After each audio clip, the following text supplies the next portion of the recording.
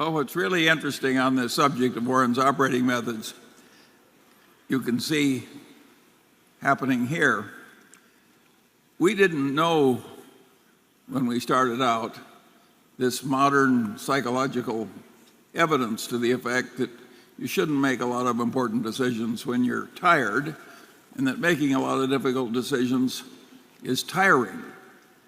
And we didn't also know as well as we now do how helpful it is to be consuming caffeine and sugar when you're making important decisions.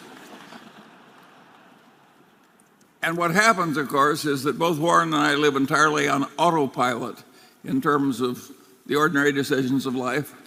We're just totally habitual, so we don't waste any decision-making energy on that stuff, and we're ingesting caffeine and sugar. And it turns out, under the modern evidence, this is an ideal way to sit where Warren sits. And when he didn't know that, he just stumbled into it. I cannot remember an important decision that Warren has made when he was tired. He's never tired. He sleeps soundly, and he doesn't waste time thinking about what he's going to eat. As you say, he just eats what he's always eaten. Oh, yeah, his style turns out to be absolutely ideal for human cognition. It looks peculiar, but he stumbled into something very good. People like to believe that great investing comes from great brilliance. They imagine a man surrounded by screens, spreadsheets, glowing late into the night, endlessly refining assumptions. That picture is comforting. It flatters the ego. It is also mostly wrong. In my experience, the people who get into the most trouble in investing are often very smart, sometimes too smart. They confuse intellectual activity with sound judgment. They mistake motion for progress. The truth is uncomfortable. Investing does not reward the person who thinks the hardest. It rewards the person who avoids the dumbest mistakes. That distinction matters more than most people realize. Overthinking is usually sold as discipline. In reality, it's often fear wearing a tuxedo, fear of being wrong, fear of looking foolish, fear of acting without perfect certainty in a world that does not offer it. So people analyze and analyze again, and then analyze what they already analyzed. By the time they are ready, the opportunity's gone, or worse, they talk themselves into something that looks brilliant on paper and behaves terribly in real life. I've seen this pattern repeat for decades. Most bad investment decisions don't come from ignorance. They come from misapplied intelligence. A smart mind, pointed in the wrong direction, can do a lot of damage. Warren and I never believed that our job was to make clever decisions. Our job was to make few decisions and make sure they weren't stupid. That's a very different mindset. Modern culture celebrates complexity. If something is simple, people assume it must be naive. If it's hard to explain, they assume it must be sophisticated. Investment bankers are particularly fond of this illusion. Give them a declining business and they'll still project rising earnings. After all, nobody sells a deal by saying, this will probably get worse. But slowly, we never had that problem. We were perfectly willing to buy businesses where earnings were going to decline if the price was right and the effort required was minimal. That alone eliminates a shocking amount of overthinking. The brilliant decision maker believes his edge comes from forecasting the future. The experienced decision maker knows the future is mostly noise and focuses on avoiding obvious errors in the present. That's not pessimism, it's realism. Overthinking often starts with a false premise that more information always leads to better decisions. It doesn't. At some point, additional information doesn't clarify. It confuses. It introduces conflicting signals, marginal distinctions, and false precision. You start optimizing decimals while missing dollars. I've watched people destroy perfectly good ideas because they couldn't stop refining them. They kept asking one more question, running one more scenario, waiting for one more data point. Eventually, The opportunity expired. There's a reason Warren and I never tried to predict macroeconomic cycles, interest rates, or next quarter's GDP. It's not because those things don't matter. It's because they're hard to predict reliably, and pretending otherwise encourages overthinking of the worst kind. Instead, we preferred obvious logic. Is the business understandable? Is the balance sheet strong? Is the price sensible? Is the downside survivable? If those boxes were checked, we didn't need a 200-page report to feel intelligent. We needed the courage to act and the discipline to stop thinking. That last part is underrated. People assume the hardest part of investing is analysis. It isn't. The hardest part is knowing when further analysis makes you worse. Overthinking also feeds the dangerous desire to be right rather than to make money. Once your ego is involved, you start defending your ideas instead of evaluating them. You look for confirmation instead of truth. That's how smart people stay poor. Warren once joked that he couldn't remember an important decision he made while tired. That wasn't an accident. Good judgment requires a rested mind. Overthinking usually happens when the mind is already fatigued and looking for certainty it can't find.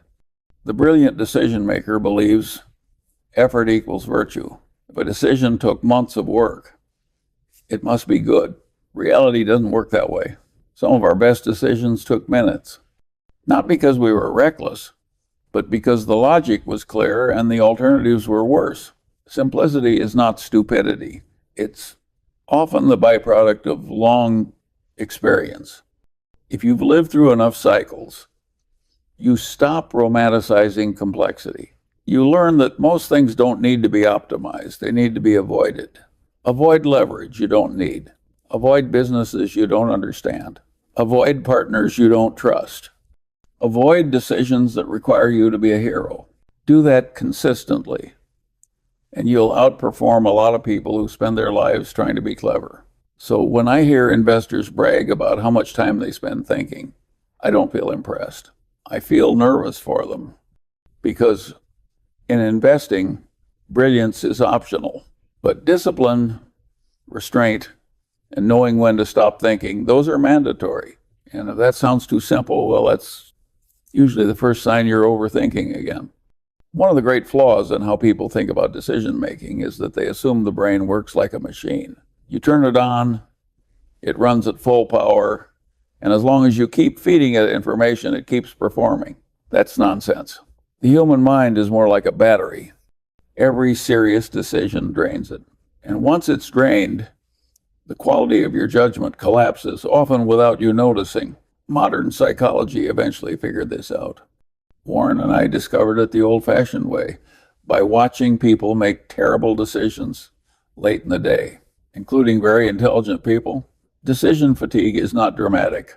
It doesn't announce itself. You don't feel stupid. You feel thoughtful. That's what makes it dangerous. By the time people start overthinking, they are usually already tired. They don't realize it, so they keep pushing. More spreadsheets, more scenarios, more, just one last look. What they're really doing is asking an exhausted mind to do precision work. That never ends well. This is why Warren's lifestyle, which people love to mock, turns out to be almost perfectly designed for sound judgment. He doesn't waste mental energy on trivial decisions. He doesn't stand in front of a closet deciding who he wants to be today. He doesn't debate food choices like it's a moral exercise. He eats what he's always eaten. He sleeps when he's tired. He wakes up rested. People think that's lazy or eccentric. It isn't. It's disciplined. Every unnecessary decision you eliminate preserves energy for the decisions that matter. That applies to life. And it applies even more to investing. Overthinking is often the symptom of cognitive overload, not intellectual rigor. When the brain is fresh, good ideas feel obvious. When the brain is tired, everything feels complicated. That's why people get lost in nuance at exactly the wrong moment. They start arguing about small differences while ignoring the big picture. I've watched investors debate valuation multiples down to the second decimal place while missing the fact that the business itself was mediocre. That's fatigue talking. There's a reason Warren couldn't remember making an important decision while tired. Important decisions deserve a fresh mind. If you can't wait until tomorrow, the decision probably isn't as urgent as you think, or you're about to do something foolish. This connects directly to overthinking. Most overthinking happens late in the day, late in the process, late in the emotional cycle. By then, people aren't searching for truth. They're searching for relief. They want certainty so they can stop thinking, but certainty is not available. So they keep grinding and grinding. Eventually, they convince themselves of something, not because it's correct, but because they're exhausted. That's how intelligent people talk themselves into bad investments. The antidote is not more intelligence. It's fewer decisions. Warren and I always believed that you should save your decision-making capacity the way a pilot saves fuel. You don't burn it taxiing in circles on the runway. Most people do exactly that. They exhaust themselves on small, reversible choices. Then, when a large, irreversible one arrives, they're depleted. At that point, overthinking becomes inevitable. The brain, sensing danger, slows everything down. It demands more information. It creates doubt. That feels prudent. It often isn't. Good judgment requires both rationality and timing. If you wait until your mind is worn out, you're already late.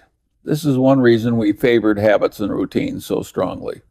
Not because routines are virtuous in themselves, but because they remove friction. Autopilot is not stupidity.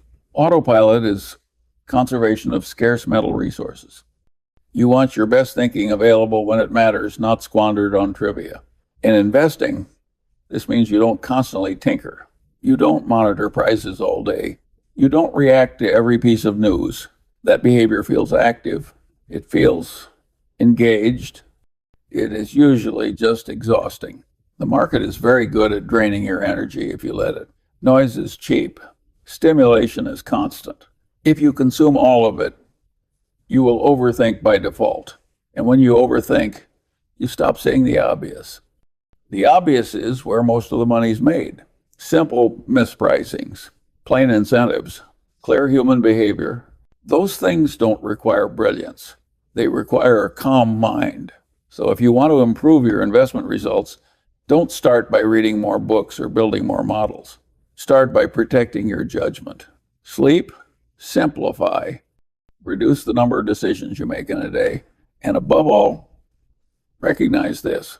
When your thinking starts to feel heavy, tangled, and desperate for certainty, that's not a sign you should think harder. It's a sign you should stop. Because an exhausted mind doesn't need more analysis. It needs rest and fewer decisions to make. One of the most persistent mistakes in investing is the belief that a good investment must sound exciting. People want a story. They want growth curves pointing up and to the right. They want something they can brag about at dinner. That desire alone eliminates a vast number of perfectly rational opportunities. Warren and I never required excitement. We required sense. If an idea could be explained in a few sentences, and those sentences held up under scrutiny, we were interested. If it required a long presentation to justify why reality might eventually cooperate, we usually passed. That approach saved us a great deal of trouble. Consider our investments in newspapers. To many observers, this looked irrational. The industry was in decline. Circulation was falling. Advertising was moving elsewhere. All true. What confused people was that they assumed we were trying to buy a growth story. We weren't. We were buying assets at very low prices relative to current earnings, with the clear expectation that earnings would decline but not collapse, and that the capital required to operate the business would remain modest. That's not romance. That's arithmetic. Most investors are trained to reject declining businesses on principle. They've been taught that shrinking earnings automatically mean a bad investment. That's lazy thinking. A business with declining earnings can be a perfectly good investment if the price more than compensates for the decline. The reverse is also true. A growing business can be a terrible investment if the price assumes miracles. This is where overthinking quietly enters the picture. People build elaborate models to predict growth 10 years out. They argue over terminal values. They debate scenarios that are unknowable. All of that intellectual effort is focused on the wrong question. The right question is simpler. What do I have to believe for this investment to work? In the case of newspapers, we didn't have to believe in a renaissance. We didn't have to believe in digital dominance. We didn't have to believe anything heroic. We only had to believe that the decline would be gradual and that the business would continue to throw off cash for a long time. That was not a stretch. Investment bankers, of course, never sell deals that way. Their books always show rising earnings. Decline is quietly edited out. Reality is less cooperative. Warren once pointed out the irony. When we buy businesses, we often expect earnings to go down. When others sell businesses, they expect earnings to go up, at least on paper. Guess who usually has the advantage? Simple ideas have another virtue. They don't require constant supervision. The newspaper investments didn't demand extra attention from headquarters. They didn't require new systems or heroic management interventions. That matters. A decent return that requires no additional effort is often superior to a potentially higher return that demands constant mental energy. Most people underestimate the cost of attention. They see only the numbers. They ignore the wear and tear on judgment. Warren was very clear about this. The newspaper investments would never move the needle at Berkshire.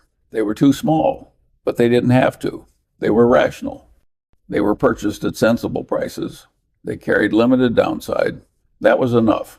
Overthinking thrives when people believe every decision must be extraordinary. It doesn't. A portfolio built from a series of good enough decisions will outperform one built from a few heroic ideas that require perfect execution. The obsession with brilliance causes investors to overlook opportunities that look dull. And dull opportunities often come with one critical advantage: fewer competitors. Most people can't stand them. They'd rather lose money in something exciting than make money in something boring. That's not an accident. It's human nature. But investing is not a popularity contest. It's a weighing machine over time. Simple logic, applied consistently, beats complex logic applied occasionally. If you find yourself attracted to an investment because it makes you feel clever, that should worry you. Feeling clever is not a reliable indicator of future returns. Warren and I were always more comfortable with ideas that made us feel calm.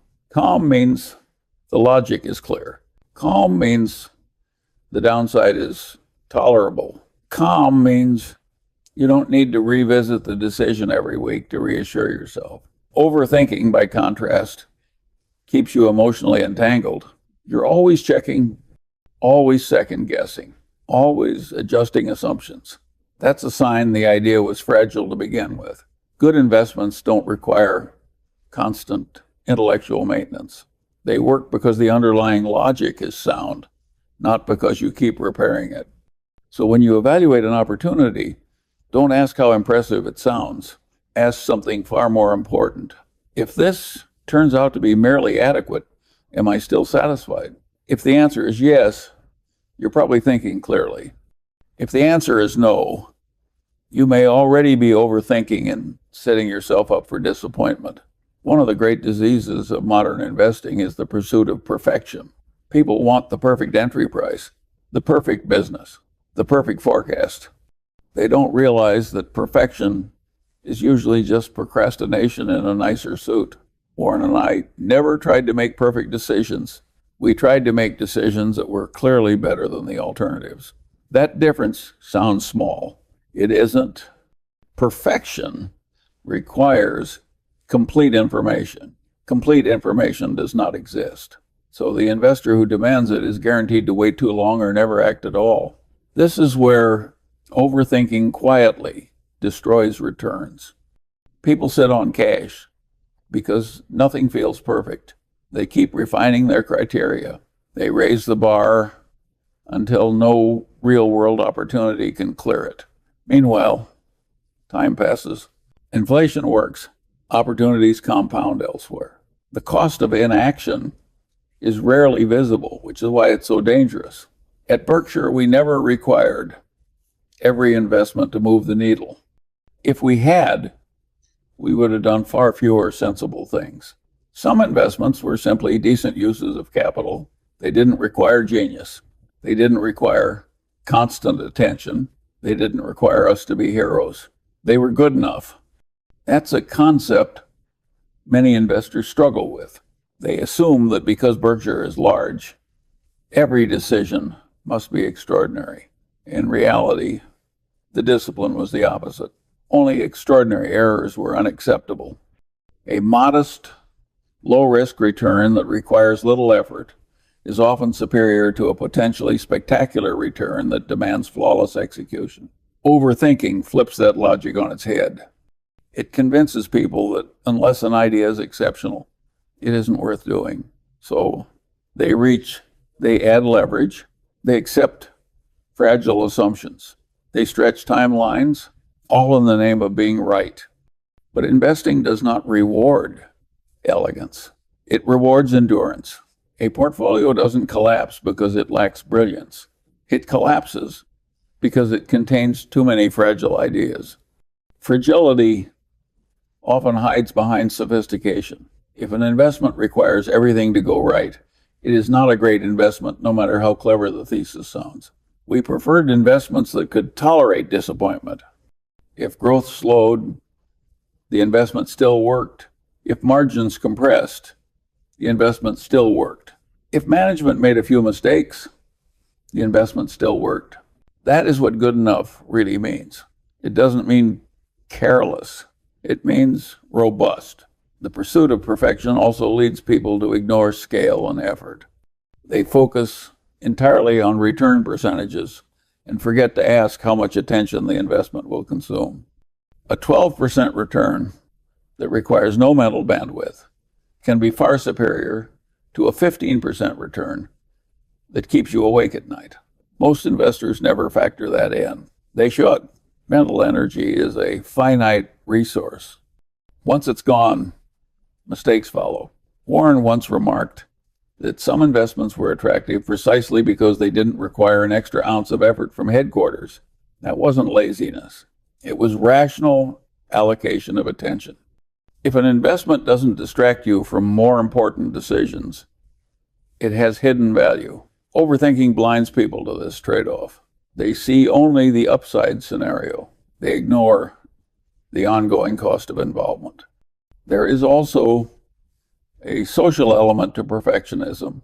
People want to be admired for their decisions. A good enough investment doesn't earn admiration. It earns indifference. That bothers people, so they choose complexity. They choose novelty. They choose ideas that sound impressive. And they accept risks they don't fully understand. Warren and I had no interest in admiration. We were interested in results. If something worked quietly, year after year, we were satisfied. In investing, boring is often beautiful. The irony is that once you accept good enough, decision-making becomes easier, not harder. You stop chasing ideal conditions. You stop waiting for clarity that will never arrive. You act when the odds are favorable, not perfect. That's how capital compounds. So if you find yourself endlessly refining an idea, adjusting assumptions, and waiting for conditions to line up just right, pause. Ask yourself a simple question. Am I trying to avoid being wrong or trying to make money? Because the investor who insists on perfection usually achieves neither. Overthinking doesn't only show up in stock selection. It shows up even more clearly in how people try to control outcomes. The more insecure someone is about their judgment, the more they interfere. They monitor constantly. They second guess. They demand updates. They call this risk management. Most of the time, it's just overthinking with authority. Warren and I took a very different approach when we brought Todd and Ted into Berkshire. We didn't hire them to imitate us. We hired them because they had judgment. And once we decided that, we stayed out of their way. We didn't tell them how many stocks to own. We didn't tell them what industries to avoid, beyond a few legal constraints. We didn't tell them how to diversify. They could put all the money into one stock if they wanted. They could own 50. That freedom shocks people. They assume such autonomy is reckless. In reality, it's a filter. Only someone with genuine discipline can operate well with that kind of responsibility. Micromanagement is a form of overthinking that spreads. It doesn't just exhaust the person doing it, it weakens the people being managed. If every decision is second-guessed, people stop thinking independently. They start optimizing for approval instead of outcomes. That's how organizations lose judgment. The same thing happens to individual investors. They ask 10 people for opinions. They read 20 commentaries. They wait for consensus. By the time they act, they're not following their own reasoning anymore. They're following the average of other people's anxieties. That is not diversification. That is delusion. When Warren managed money earlier in his life, he wanted one thing above all: freedom to act. If people wanted to give him money, they could decide that. But once they did, he didn't want his hands tied. That principle never changed. Responsibility without authority is a recipe for bad decisions. Authority without trust is worse.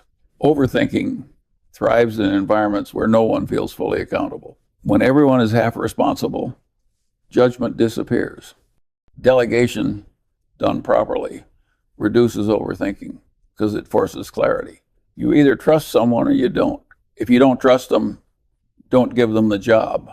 If you do trust them, don't suffocate them. There is no middle ground that works. For the individual investor, this lesson applies internally. You have to decide whether you trust your own process. If you don't, no amount of external confirmation will fix that. You'll just borrow other people's confidence temporarily. Eventually, you'll face a moment when opinions diverge. They always do. At that point, overthinking rushes in. You hesitate. You reevaluate. You freeze. Not because the situation changed, but because you never fully owned the decision to begin with. Warren and I were comfortable being different. We bought things others avoided. We ignored things others loved. That wasn't contrarianism for its own sake. It was the natural result of independent thinking combined with trust in our judgment. Micromanagement destroys independence. Overthinking destroys decisiveness. Both come from the same source: fear of being wrong. But investing doesn't allow you to outsource responsibility. You can listen to others, you can learn from them, but the final decision has to be yours. Once it is, constant interference only makes things worse. That's why we didn't hover over Todd and Ted, and it's why we didn't constantly tinker with our own investments. We made decisions, we lived with them. We adjusted only when the underlying facts changed, not when emotions did. That discipline is rare. Most people confuse activity with control. They confuse involvement with insight. True control comes from selecting well, not from interfering endlessly. If you find yourself constantly checking, constantly adjusting, constantly seeking reassurance, ask yourself why. Is the investment actually fragile, or is it your confidence that is? Because no amount of micromanagement will fix the second problem, and overthinking will only make the first one worse. After all the talk about intelligence, analysis, and discipline, investing eventually comes down to something far less glamorous: knowing when to stop. Most people never master that skill. They assume wisdom means continuing to think, continuing to refine, continuing to search for certainty. In reality, wisdom often means recognizing that further thinking will not improve the decision and may actively harm it. Warren and I saw this most clearly during periods of crisis. Take the Harley-Davidson deal during the financial meltdown. The corporate bond market was frozen. Panic was everywhere. We didn't build a decade-long forecast for motorcycle demand. We didn't model lifestyle trends. We didn't speculate about brand relevance in 2030. We ask a much simpler question. Is this company going to go broke? If the answer had been yes, we would have walked away. If the answer was no and we believed it wasn't, then the terms being offered were extraordinary. 15%. You don't need brilliance to understand 15% in a world starving for capital. You need nerve and restraint. Restraint to not overthink yourself out of the obvious. That's the paradox many investors never resolve. The clearer an opportunity is, the more people feel compelled to complicate it. They add conditions. They add caveats. They invent risks that weren't there before. Not because the risks are real, but because acting feels too easy.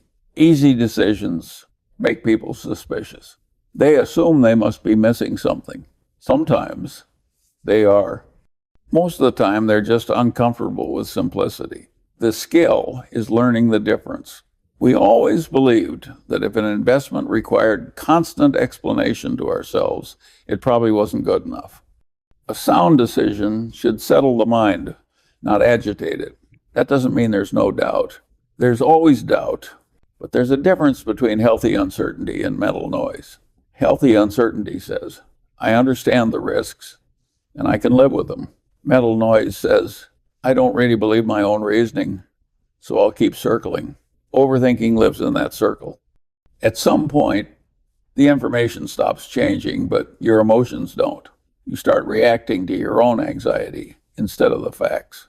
That's when you should stop. Another mistake people make is believing that great investors are constantly active. They aren't.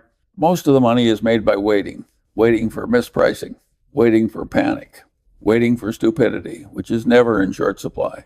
When the moment arrives, the decision should be relatively quick, not impulsive, but decisive. If it takes months of agonizing to convince yourself, the odds are the opportunity isn't as good as you think, or you don't trust your framework. Either way, thinking longer won't fix it. Warren once said that investing is easy to explain but hard to do. This is why the explanation fits on a napkin. The execution requires emotional control. Knowing when to stop thinking is part of that control. It means accepting that you will sometimes be wrong. It means resisting the urge to optimize every outcome. It means acting when the odds are favorable, not perfect. Most people never do this because being wrong feels worse than missing an opportunity. That's backwards. Miss enough opportunities, and your future is decided quietly without drama. Warren and I never believed we had to be right all the time. We believed we had to be right when it mattered. That requires selectivity. And selectivity requires the discipline to say no, not just to bad ideas, but to unnecessary thinking. So here is the unglamorous truth. The hardest part of investing is not learning how to think. It's learning when to stop. When the logic is sound, when the downside is acceptable, when no new information is likely to change the conclusion, that is the moment to act. If you hesitate, then you're not being cautious. You're being afraid. And fear, dressed up as analysis, is still fear. The investor who understands this doesn't look busy. He doesn't look clever. He often looks bored. But over time, boredom compounds, and overthinking doesn't.